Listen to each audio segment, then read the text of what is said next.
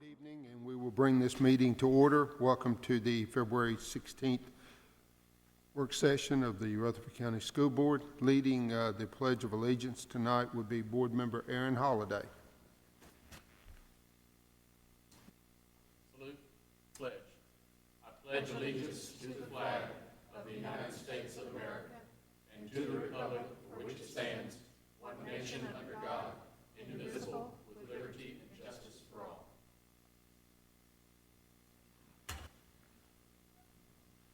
Thank you, Mr. Holliday. We will, moment of silence we'll leave for Thursday night. Ms. Joyce? Okay, agenda, questions or discussion? Mr. Chairman, I'm still getting my iPad connected here this evening, but I know that I'm looking to move the agenda item addressing online testing up to its highest possible position on our agenda for Thursday night.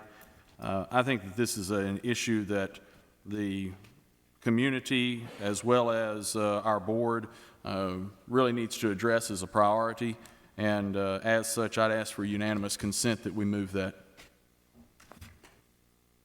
Ms. Joyce, what would be the furthest we could move it up?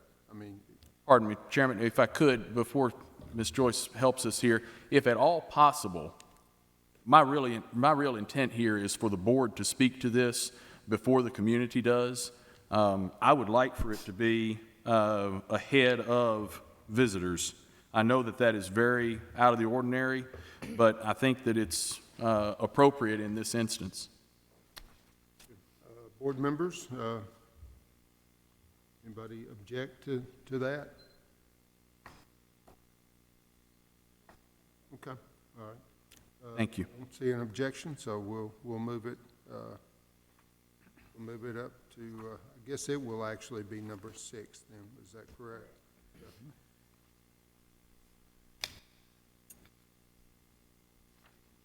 Okay. We will have a presentation. Oh, okay. Again, we'll go back to the agenda. Kind of threw me off my train of thought. Holiday, but we're good. Questions, comments, discussions about the agenda?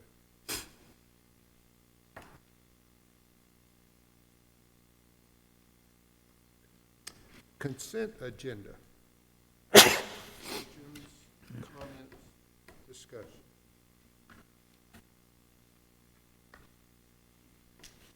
I guess it shows I'm easily distracted, Mr. Holliday. Okay. And of course, then we'll have the online testing discussion on, do you want to do something tonight or you want to wait and do it Thursday? Well, I know that I'm deeply troubled by the state's failure on this, and I think that it's appropriate for the board members to possibly get some information and be better prepared for Thursday night. I don't want Thursday to be discovery for any of us, but if there's insight that staff here from the central office can share with us. I know I've gotten a number of calls, and there's been a general sense of extreme concern that there was a sizable investment. There was a mandate. There have been newspaper articles on it, and it's just, it's really unacceptable. And it's indicative of reform efforts that are outpacing the good sense that comes from our classrooms and from our local school systems.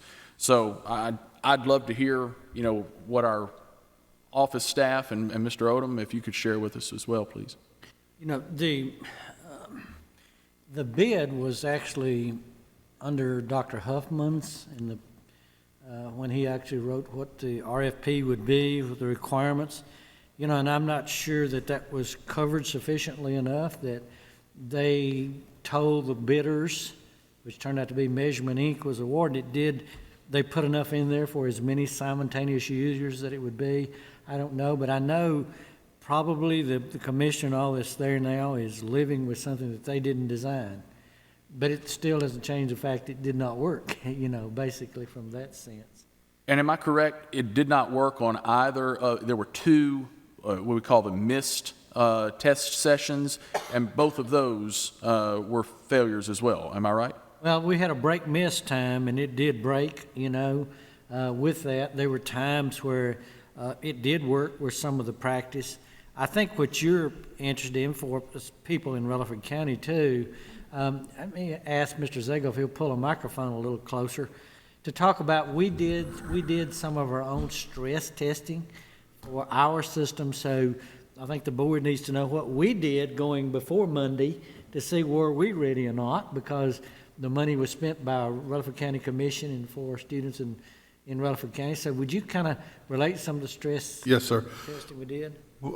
Since our public and the commission and everyone has supported us so well in providing those tools that were necessary to complete those tests that we were expecting to take last week and in the future, in April and May as well, we went through a series of tests ourselves. We had 2 conference calls with Cliff Floyd, which is the person over the IT departments or the IT for the state of Tennessee, and he put out 14 best practices for each school system. So what we did was we sat down with Mr. Solomon and Mr. Gable and Mr. Odom, Mr. Duke and myself sat down and listened to those conference calls, and we went through those 14 best practices and put them in play in all 46 of our schools. But we took it one step further. One of the things I asked Mr. Solomon and his crew to do was to do an extreme test. And we wanted to ensure that Rutherford County had everything in play from our servers, access points, and our pipeline so that we were not a cause for our students to be frustrated or not to be able to test as they are expecting to be able to. And one of the things we did was we took 2 mobile labs at 2 different high schools and put them within the same room or adjacent rooms. And we asked 70 students to come in and download a YouTube video, which is the extreme streaming of information. You could not stress those access points any greater than doing that. So we were wanting to make sure, because we had some schools talking about putting both mobile labs in a library setting and us doing it, so we wanted to make sure that was going to work. We found there were a little bit of buffering from the access points because both mobile labs, all 70 of those computers, were wanting to access the same access point. So what we did was then 30 minutes later, we moved both of those mobile labs apart, several rooms apart, and did the exact same stress test in 2 high schools and had no buffering problems. We were able to constantly stream video and audio at the same time from a YouTube site with all 70 computers. So we put out the mandate that if we're going to use our mobile labs, which we are for that assessment, we would have those put in rooms more than 3 rooms apart so that they have multiple access points to connect to that are not common between those. But at the exact same time, we took 6 hardware labs and did the same thing. So we had 8 labs streaming video at 2 high schools, that's 16, 2 middle schools, and 2 elementary schools. There is no greater extreme test there. And we did all of that at the same time, in the same way, at all 6 of those schools. And we never used more than 1.2 gigs of our bandwidth. So we have a 10 gig bandwidth, so we knew that we were able to handle that volume that we would be handling for our system as well. And plus, we knew how or where to place our mobile labs and how to utilize our hardwired labs as well. So we went through that process, then put out that information to all of our principals so that they could do the best practices within our schools. So we felt we were very ready, on our part. Many of us were optimistic. Me being who I am, I was not quite as optimistic because, as you said, at no point had we found success in stressing the state system or Measurement Inc. system. And of course, we don't know where the failure took place. For certain, but we know it was beyond Rutherford County. Because when that began, I got here in the morning a little early, and I hadn't been here 5 or 10 minutes, and all of a sudden my phone started blowing up, computer, I started getting information in saying, we're not connecting, the computers are buffering, students are not able to move from question to question. So we discussed it along with Mr. Odom and decided to send our students back to class because we were no longer going to utilize that instructional time on something we know that's not working. So we went back to our regular schedule. And at that point, I got onto a conference call with Commissioner McQueen and also Cliff as well, and some of the others at the State Department, Ashley Ball as well. And we had some discussions, and I notified them of the stress test that we did and some other things because I was really wanting to push them to say it was their fault. And I pushed hard enough with all of that information. Cliff came on and he said, yes, this is not the system's issue. So he announced that in that conference call, so we knew that we were prepared, but something failed beyond us that was out of our control. Now, I hope that gives you some information of our preparation. Can I give you a little more information about what that causes for us now that we're not going to take an online assessment? You can, and I want you to do that. Let's make that page 2.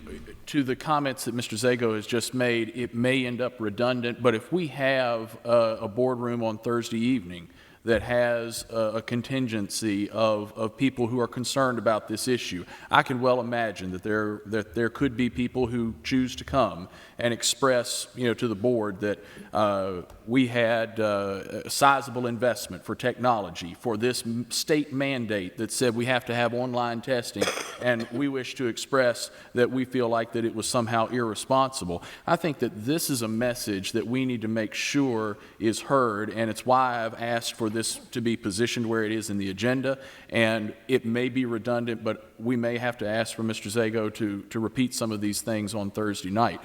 But yet, going forward now. No one's more disappointed than we are in the instruction department in Rutherford County School System that this system did not work as announced by the state because we had spent a great deal of instructional time having students practice as we would play. That's the best way I can put that. And all the research out there says that if we do not put students on those platforms, which is the platform is online with that missed site, if we do not practice in that way, students will not perform at their potential, and those results will not be. And it's high stakes for students and it's high stakes for teachers. So we wanted our students prepared. We've done that. In every school, we printed off lists, kept up with numbers of students, making sure that all students did, and helped, all of our schools find opportunities to do that, hopefully in the least way of interfering with instruction. But we did trade instruction time for that because we were promised that that was our platform. So there's that loss of instructional time. So that disappoints us as well. There is one thing that I do want everyone to hear as well. The platform's changed. But the test has not changed. There's still going to be those extended response. There's still going to be that multiple select and multiple choice. That has not changed, so I don't want anyone in the public to think that we're going back to the old TCAP test. With that said, I'm going to give you a little more information about things that it's caused us to have to do. Well, we were not prepared to start receiving shipments of test booklets like we had in the past because it was going to be online. There's no tangible goods there anymore. Now we're doing that, which ties up a large number of people here at the central office, and we're scrambling to get that ready. But we also have special cases where students are getting read aloud or large print, which the technology was going to do that for us. So now we're looking at ordering, large print assessments based on those students' needs, and also we're looking at how we're going to do, who's going to read it aloud to them, because we had not prepared for having those people to do those types of things. We're also having to look at not only receiving those large amounts of booklets again, but we have to distribute those to the schools. So however that comes, we'll have to distribute that to the schools. The state has told us they're going to provide labels, so somebody will have to fix those labels to the booklets. And that's better than, having to bubble everything in. Anyone that was entered into the MIS should have a label. There are a few students that were not. But also, then we have to collect and count those. That takes about 2 weeks to get all of those things done. And I'll give you an example of a high school. Even when I put the materials in a high school principal's hands, it's still between 5 and 9 days before they get everything done logistically so that they can put those booklets in students' hands. So we're looking at a lot of labor that we had not planned on that we're now scrambling. I've got principals calling me going, Mr. Sago, you do realize that? And I'm like, yes, sir, I do. And we're pushing those dates, but we actually got 3 different sets of dates within 24 hours from the state. So we have not released anything. Mr. Kubley and I have gone over that with Mr. Odom, and we're looking at some dates, and we're pushing that to the back end of those windows so that all of our schools and everyone can prepare to do those things that we need to do to get those materials in students' hands. But we're still waiting. Since the state changed so many times, I don't want to put something out again that's wrong. So sometime tomorrow or Wednesday, we think we should have everything that we need then so that we can give good information to all of our schools as well. But we're going to have to ship those materials back like we had to in the past, which takes about 5 people's labor for about a week up here, to get that done as well. I could go on quite a bit more, but I think you get the gist of the situation. For all of those reasons, or yet in spite of all of those reasons, Mr. Odom, has Commissioner McQueen made the right decision to pull the plug on this and go directly to the pencil and paper? She has information we do not have, so I have to assume she did, because I think there was so much invested. Had she known this was coming, and let me say Cliff Lloyd, the Chief Information Officer, worked for Microsoft. He helped Walmart set up their online ordering system. He has a vision beyond what I've seen in the state since I've been dealing with it. So he knew there were issues. My guess is that when he looked at it, he told her, we can't depend on this. And he would do that. I mean, he's dependable in that sense. One of the issues that Mr. Zago was talking about, they said that some of the larger system, because of the many thousands of copies we'll have to have, they may move us towards the end of when they send out the test booklets. So we may find ourselves, they're kind of starting with the smaller districts and working their way up. So the testing window for us, by the time we get it, may be relatively short, and that's not good, too. They're going to have the same issue logistically with grading,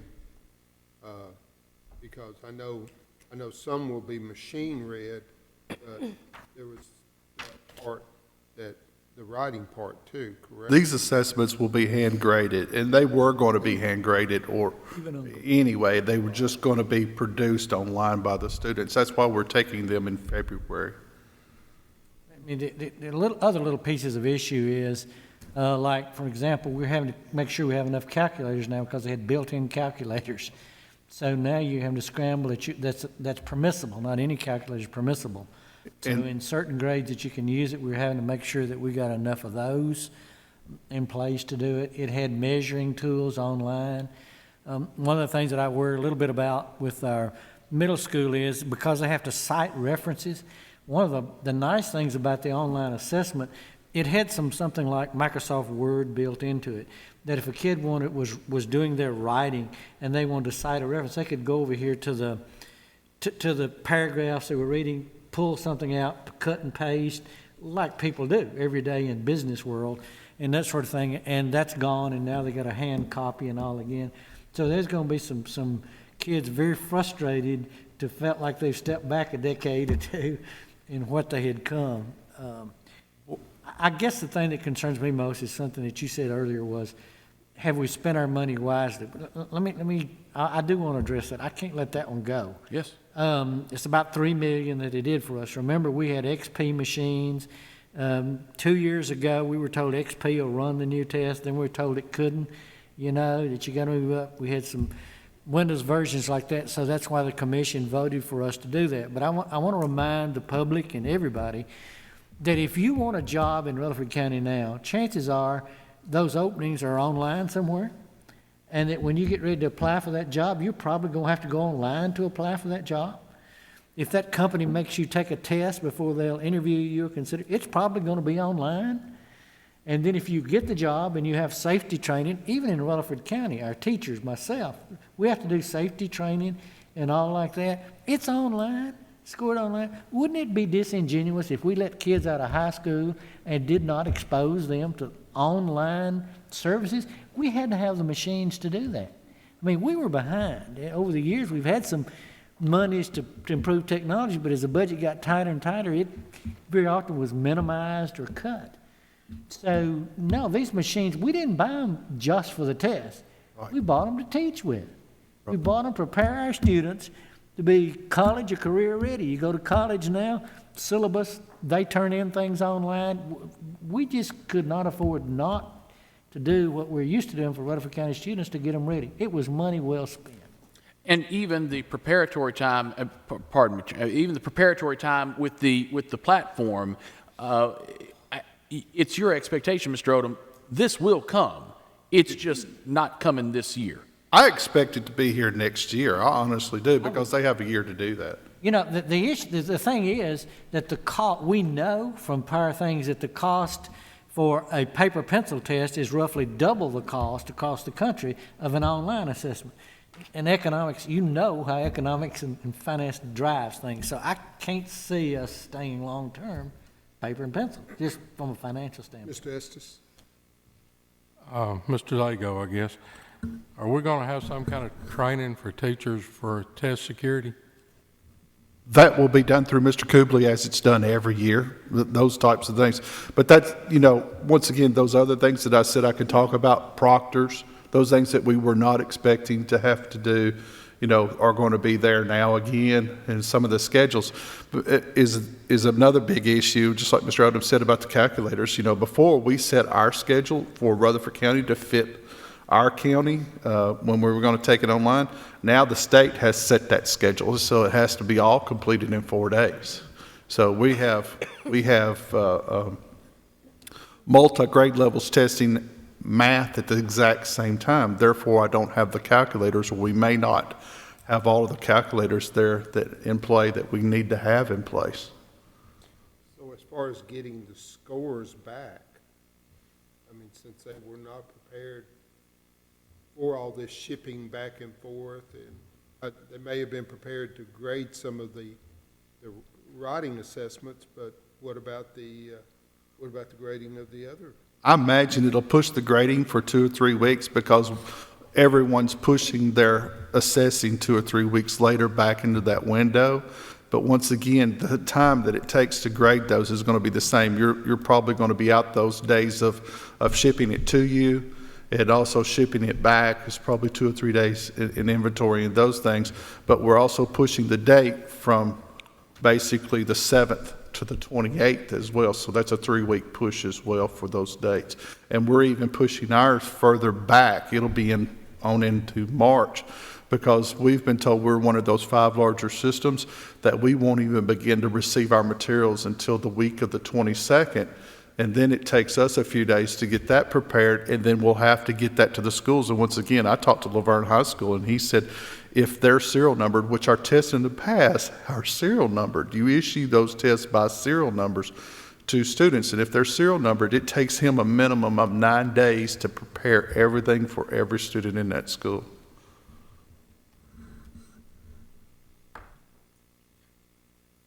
Challenge. No doubt. Okay. I'm sure we'll have some more to add Thursday night. Okay. We'll have visitors.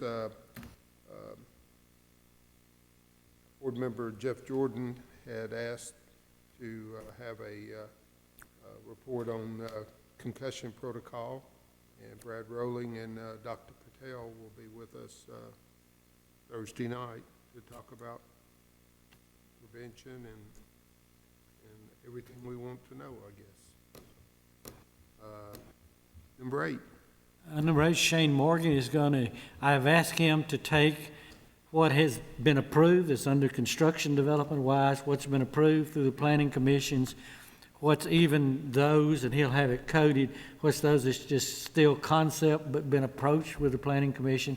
He is going to add together Laverne's, Smyrna's, Musburg City, and all of Rutherford County, and give you a picture of what it looks like as far as numbers of units that are proposed for Rutherford County, because again, we have to look into the future for our building program, and also this is an information session, an opportunity for you to see maps and all where these developments are located.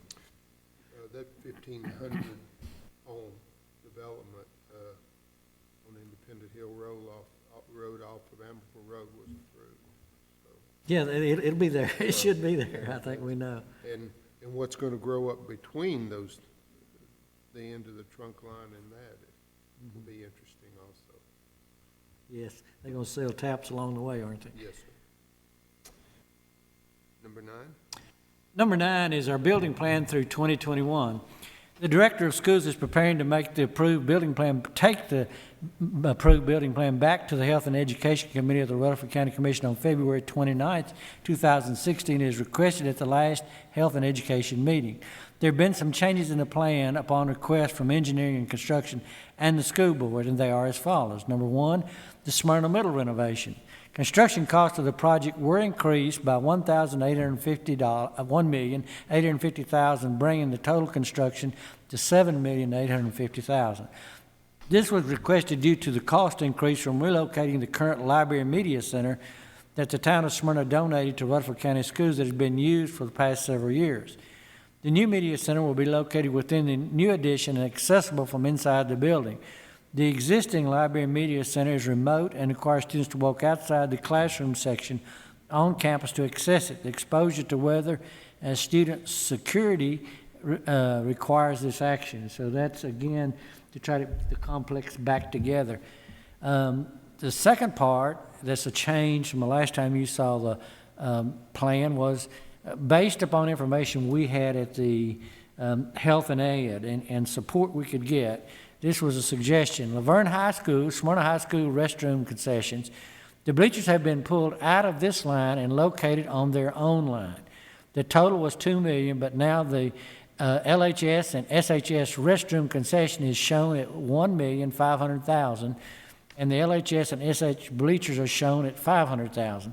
This makes the cost clearer and indicates the school board's priority for these projects. We were told basically that they wouldn't support, as long as there's classroom needs, they might not support seating, but they were interested in the security part and the restrooms and concessions. So the recommended approval, the motion is to approve the changes to the Rutherford County Schools building program through 2021 by adding $1,850,000 to construction cost of Smyrna Middle School renovation, bringing the construction cost to $7,850,000, and bringing the total cost of the project to $9,371,000 as presented. Also pulling the $500,000 bleacher cost out of the LHS SHS restroom concessions and reducing the line to $1,500,000, creating a separate line for the bleachers as presented. So it's everything else stayed the same except for the addition at Smyrna Middle and breaking apart the concession bleacher part. Another indicator that this could be a successful offering is that the county commission, when we presented that we were not in compliance for American Disabilities Act at those same 2 stadiums on the visitor side, they were quick to make sure that we were in compliance and to put in the ramps and the appropriate seating on the visitor side for wheelchair accessibility. And so I think that this is an indication that we're listening to them as much as we're hoping that they listen to us. And this is truly a safety remedy, if you will. So See, presented the commission, remember, one of the things they said when we went to Health and Ed, but we haven't seen this enough days ahead. So last Thursday evening, the packet that you received, which shows our growth projections and over out to 2025, and that whole packet that you had, I gave to them. In addition, I did give them this copy, said it wasn't approved by the board yet, that you would do it, the changes in it. So the one that you have on your table tonight that shows this a 5-year building plan with the changes just in this motion, they already have. I really didn't want it to come up to a situation again where they haven't seen it ahead of time and had time to think about it and talk about it. But we would need your approval for it to be official, to make these changes. Number 10. Number 10 is financial matters, and this is the school meal prices for 2016-17 school year. Rutherford County School Nutrition Program last increased its school meal prices for the 2008-2009 school year, when our lunch prices were set at $2 for elementary schools and $2.25 for middle and high schools. We've been operating under a waiver since the Healthy Hungry Free Kids Act of 2010 has passed and been able to hold the lunch price.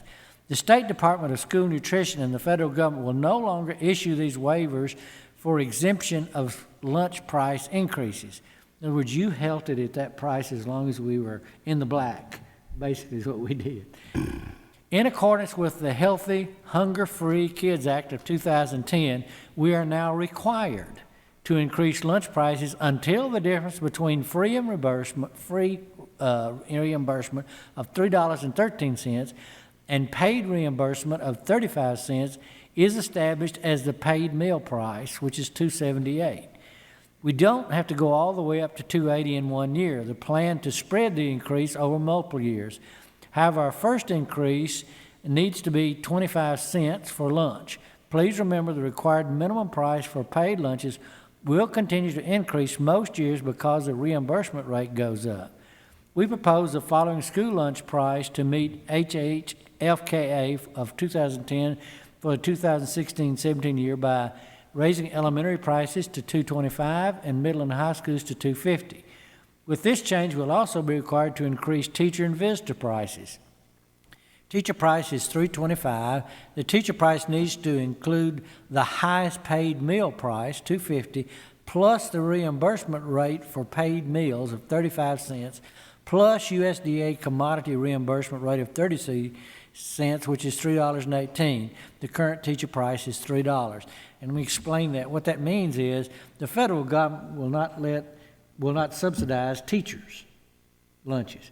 So what they give the kids as far as USDA commodities, value, what they give for reimbursement and all, has to go to the kids. So teachers have to pay what's given to the students. So that's where that comes from. Visitor prices will be set at $3.50, holiday meal at $5. Recommend approval of the motion to set the 2016-17 school lunch price at $2.25 for elementary, $2.50 for middle and high school, $3.25 for teachers, and $3.50 for visitors, and $5 for visitor holiday meals as presented. Questions or comments?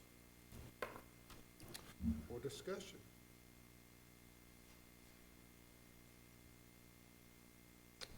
They discontinued the waiver, and you know, you don't know when another administration comes in. USDA sometimes changes some. You might like to go ahead and put it on out multiple years, but I don't know whether that's wise or not. I don't have that crystal ball. Yeah. So I don't know. They might start issuing waivers again, and I'm for selling our meals as cheap as we can. We're not in business to make money, but we are to serve good meals and serve everybody and do that. So for our constituents, we'll hold it as low as we can, but we must comply with federal requirements as far as the charges to continue to receive those reimbursements. So our hands are tied somewhat. That's not unusual when we're dealing with Washington, of course. But other questions you have, I think Mr. Sammy can give it to you, or Fred can come in if you've got questions. Please ask. Because you're going to get asked by your constituents, why'd y'all go up on lunch prices? You know, I know what's going to happen. Would the board like for Mr. Blair to be here Thursday? Will you have any questions?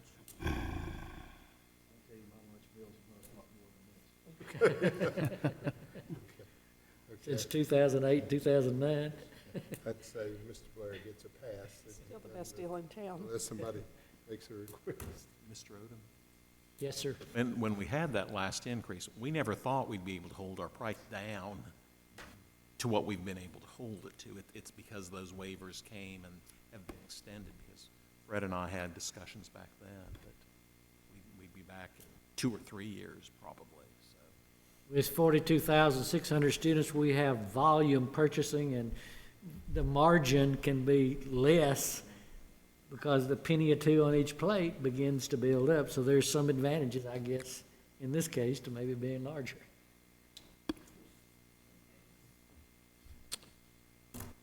Number 11. Number 11 is transportation, and this is for information only. The Transportation Department has put on the last bus out of 6 that were budgeted for the 2015-16 school year. This brings our total fleet to 249 buses. There have been 2 contracts turned in since the beginning of the school year. This puts us at number 6 out of 67 on the second priority list. For 6 days in the month of February, we hosted the area state required safety in-service training for all drivers conducted by the state pupil transportation state troopers. These troopers also inspect all buses each year and re-inspect buses which have been involved in accidents. We had 15 accidents and 4 injuries through January 2016 compared to 16 accidents and 5 injuries through January 2015. In the bus fleet, we have 216 transit buses, 33 special education buses. After 15 years of age, all transit buses can get a 3-year extension. Buses that have obtained the 3-year extension are required to be inspected twice a year by the state pupil transportation inspectors at a cost of $770 per year borne by the contractor. Sped buses are not eligible for the extension. Below is a breakdown of our fleet by years of age. You can see that they're the 249 buses. Buses can run until the end of their 18th year with unlimited mileage. After the 18th year, the bus can run until it reaches 200,000 miles, at which point it must be removed from service. And Mr. Snell is here to answer questions or follow up on that. The training this year, Highway Patrol was here the full week. There was a lady did the training this year, and I had several bus drivers that I asked, said they thought it was one of the most thorough trainings they'd had in a long time. She was really on topic in what she did. So I know she was here early in the morning and kept them till the end most of the time. I also got calls from drivers that enjoyed the training and thought her inspection was very thorough. I think she was all business when I met her. They were a couple of guys and all here too. So there were 3 of them here a good bit of the time.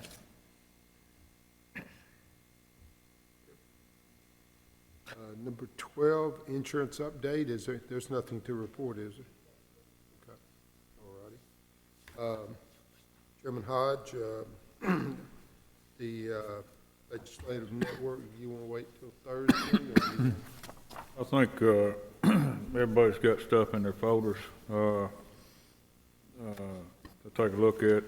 Mr. Blair, he went down to Nashville this morning for the Day on the Hill. I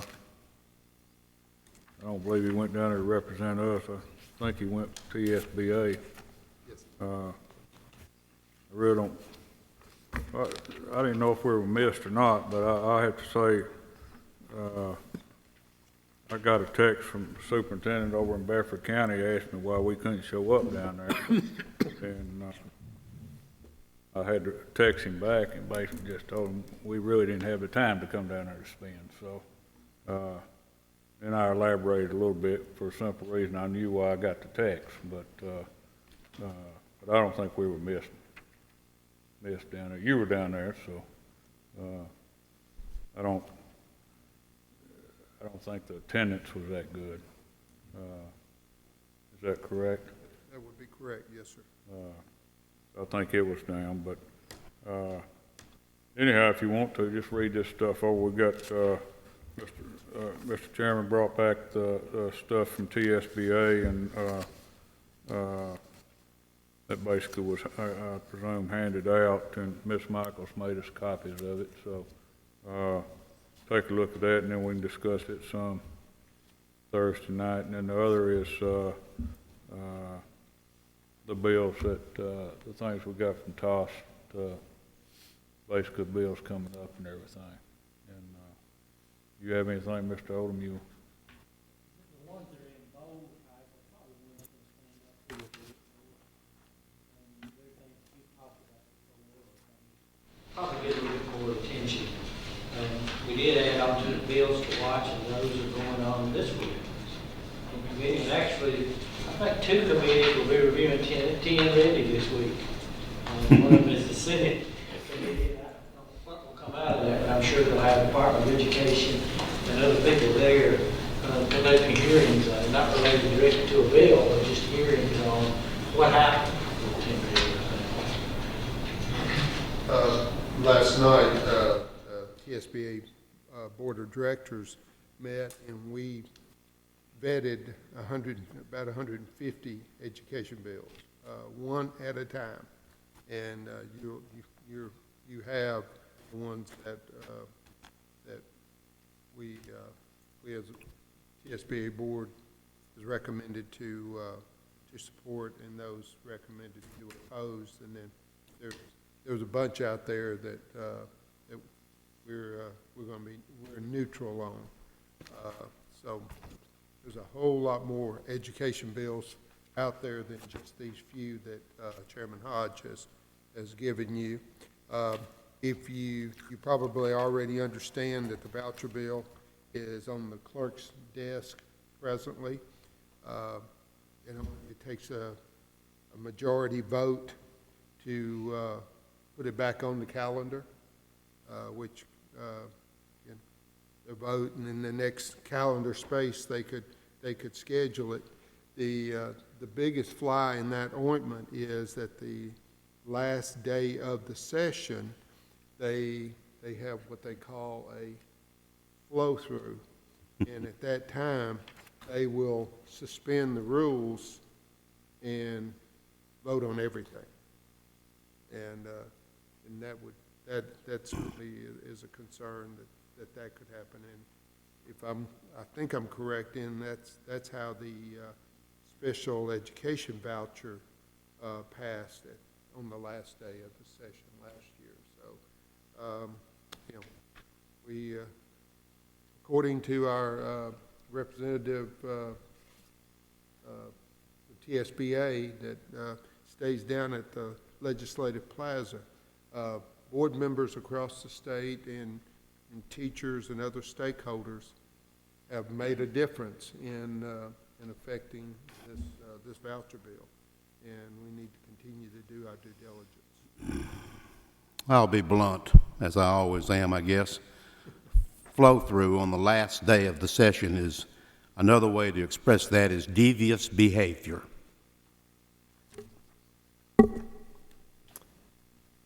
Yes, sir. Pretty blunt. Discuss it, debate it, do your job. Don't try to fool the public.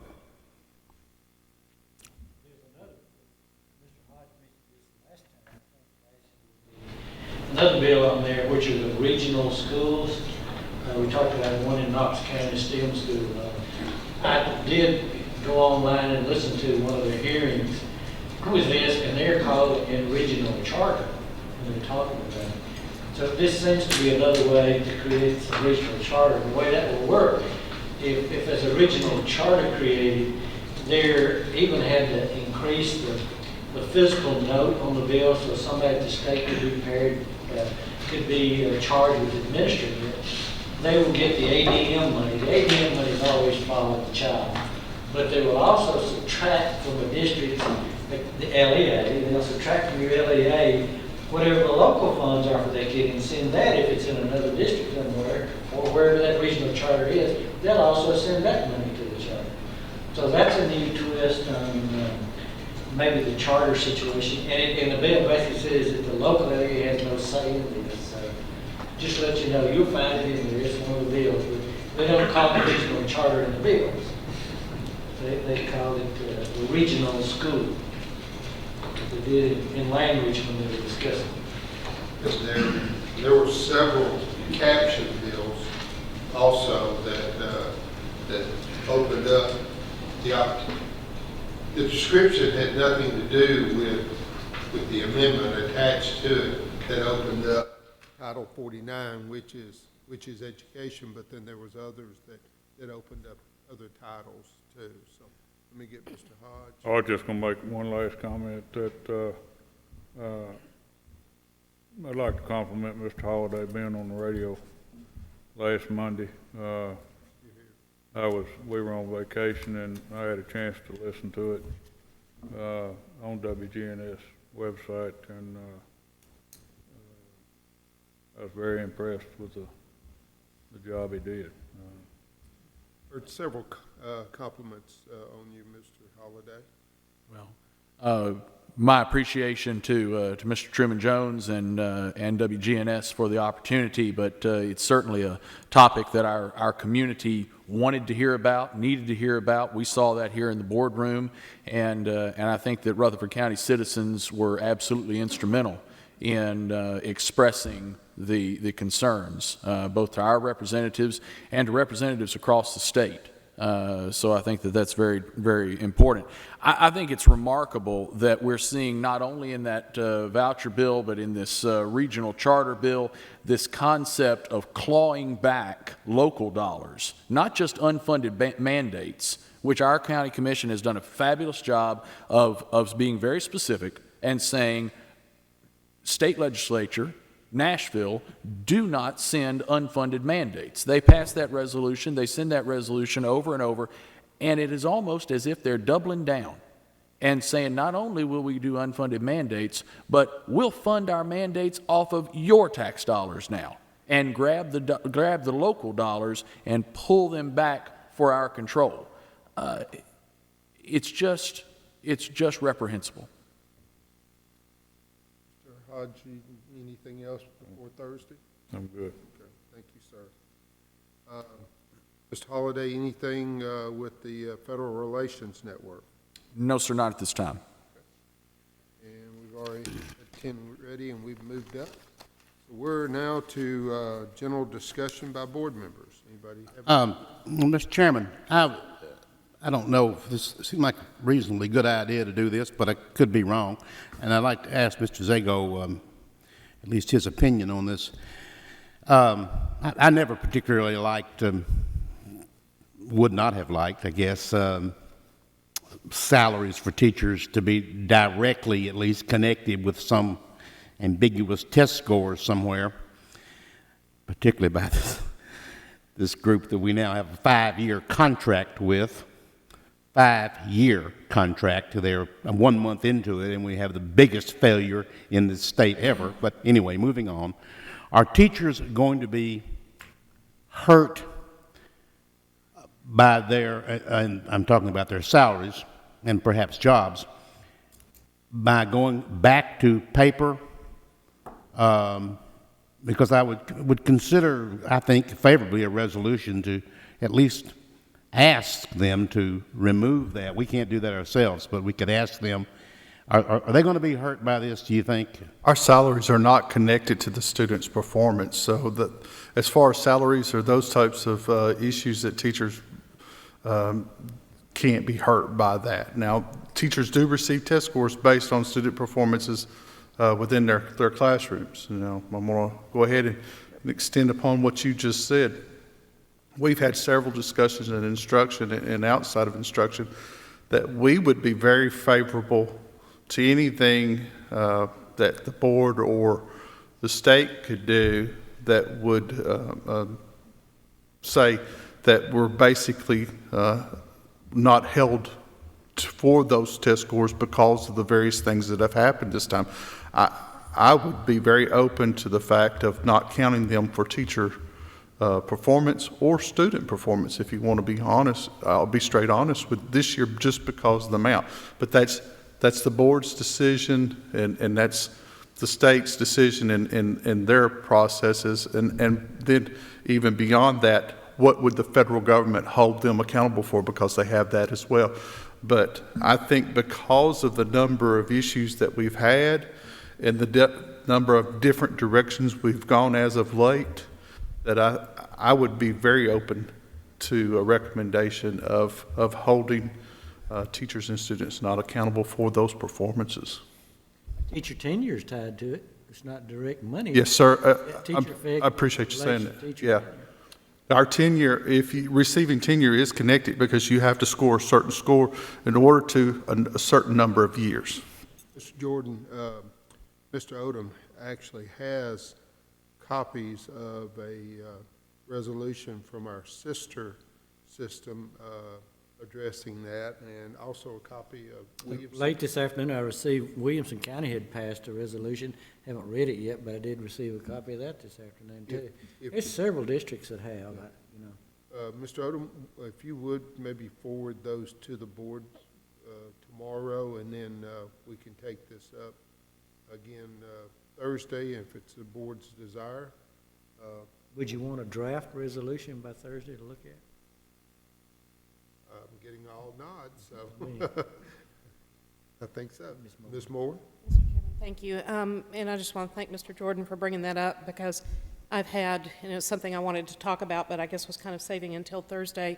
But I think it's probably better that we go ahead, like Mr. Holliday suggested earlier, and address some of this up front here in the work session, so we're better prepared for Thursday. But I have had probably just in the, I don't know, week and a half since we had the debacle, phone calls and emails from probably at least 30 or 40 parents throughout my district, really concerned about that, but concerned about the testing as a whole in general. And again, just kind of going back to the whole, how much testing are we doing, and how much is it taking away from instructional time, stressing out the teachers, stressing out the kids. So the whole testing issue in general, I think this whole failure with the system, with the MIS system, was just kind of, it's huge, but it was a really huge icing on the cake that was already been created, quite a concern. But one of the questions when my parents asked me, and it really stopped me in my tracks, and I think Mr. Zago touched on it, sort of, is not just the concern about how this impacts our teachers. I mean, it's obvious that there are flaws in this entire process. So yeah, even though it may not directly affect their salary, it does obviously impact their income eventually, if it's affecting their tenure and if it's also impacting their performance appraisals as well. But the question that I was asked that I want to bring up too is, okay, well, if we're going to do a resolution and try to figure out a way to exempt our teachers from being held accountable for the potential bad outcomes of this year's testing, what are we going to do for the students? I know there's already been some preliminary benchmark testing, and Mr. Zago, that's a question I wanted to ask you is, and you and I had talked about this back early in the year at a high school level with some benchmarking math testing that was done. Was that done on the platform with this new company? I can't answer to what that particular school, but we have been doing some practice assessments on that platform as well. The platform is not flawed. It's just that the transfer of information that had the issue. The questioning itself was there. Now, the state will tell you that they did not mandate a certain number of tests or the tests. But what has happened is it's kind of like an unfunded mandate. If you tell me I'm going to assess high-stake assessments twice this year, and that's what they're going to say, we only required you to do this twice, but that means I have to do other things to prepare our students in classrooms and teachers for that. So it's kind of along that lines of an unfunded mandate. If you just require me twice, but I still have to practice those, and that's taking place. But I can't tell you if that was done online or if that was done paper pencil, because any of those tests that are on that platform can be printed and used in a printed form as well. No, and thank you, I appreciate that. Actually, I do know that it was done online, so I guess that was my question. Would it have been this new Measurement Inc. that it came from then? Because in this particular instance, and I have, was directly quoted to me by a senior level math teacher that the two tests that were given were indeed pretty flawed. There were issues with the calculator not working right. There were issues with multiple test questions being things that the students in that class had not yet learned at that level, yet it's impacting the students' grades. That would be the school itself had chosen to utilize those questions or that platform to give it as a graded assessment. Now, as far as that decision's at a school-based decision. One of the practice missed is the platform for the actual test. Measurement Inc. also created MICA, which is the practice platform. And it sounds like the school may have given a MICA test platform. Now, some of those items on that covered the whole school year. Right. So it very well, and we don't have control over taking items out or in. I mean, it's there and you practice it. So they would have likely have been some things that would have taught the 7th, 8th, and 9th month of the school year that would have been a test question. You know, what they had to practice is because you had not only the calculator, you had, for instance, a protractor. You had a yardstick measuring thing.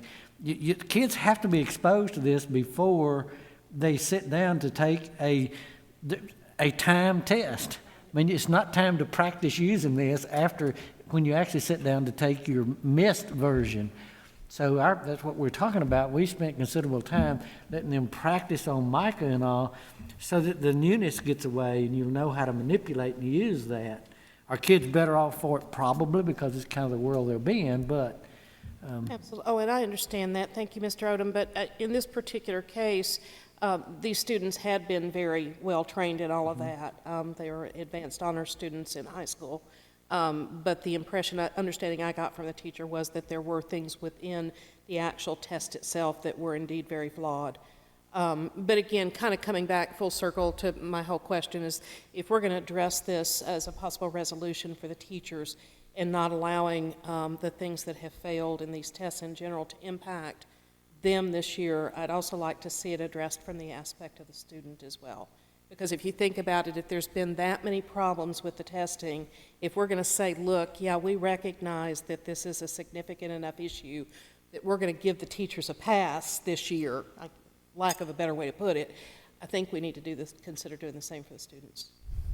If we can create the resolution, each part is a whereas, so you could then take out some or add something, you know, dealing with that. We could certainly do that as we look at that type of resolution. You'll have those tomorrow.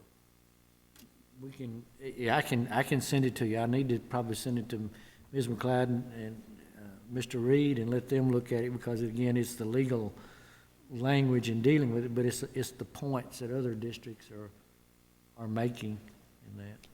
Thank you. Department of Education, Ms. McQueen said, I believe I'm quoting her right, when this occurred, that we would go back to paper and pencil, that the online testing, don't forget, I don't remember the exact wording, but it was going to be impossible to fix quickly, let's put it that way.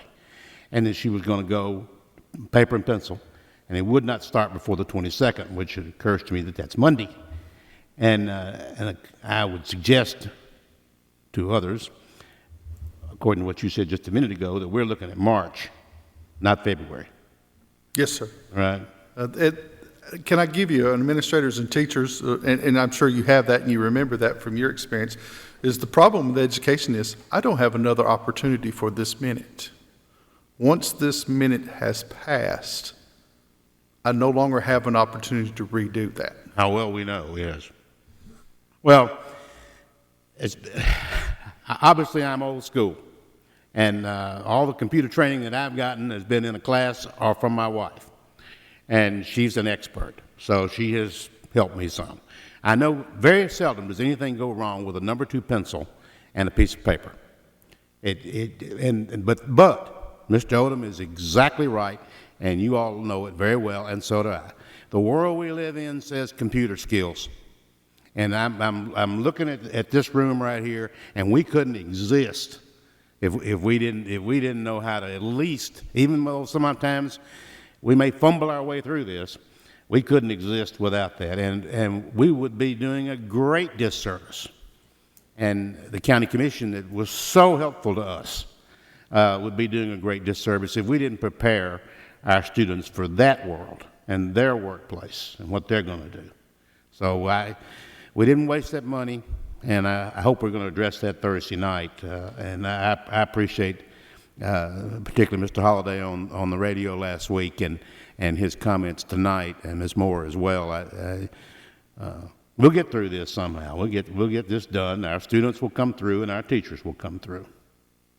I think the dragon in the room from the State Department standpoint, will the Fed allow them, because of this accountability measure, to how much flexibility is the Fed's going to allow them in measuring accountability? You know, to report all of these parts that they have to report. We're not privy to that conversation or those requirements, and so we don't know. Well, I sure would hate for the teachers, and thanks to your insight, the students, to suffer in any way for something that they had absolutely nothing to do with except preparing to do it this way. And then, boom. I would hate to see them suffer because of the failure of somebody else. If there's any positive that can be said about the state, and Mr. Odom, you started this off with, this was something that Commissioner McQueen had in place to try and fulfill before she ever got there. I did think that the commissioner made a good, decisive decision when it was apparent and as quickly as possible. It was absolute and emphatic. It is over. We will not have it this year. And I compliment her on that. I think that was a good decision, but the failure remains. She withheld also $1.8 million to pay Measurement Inc. to help do that. So she said none of that money had been transferred to them. And if we kind of heard her over the telephone, I'm not sure it's coming from just the language I heard, but anyway. We will be back together tomorrow for a special called policy meeting, and then Thursday, our regular board meeting. So it's certainly turning out to be a full week, Ms. Joyce. So, okay. Anybody else? Again, see you tomorrow evening. We stand adjourned.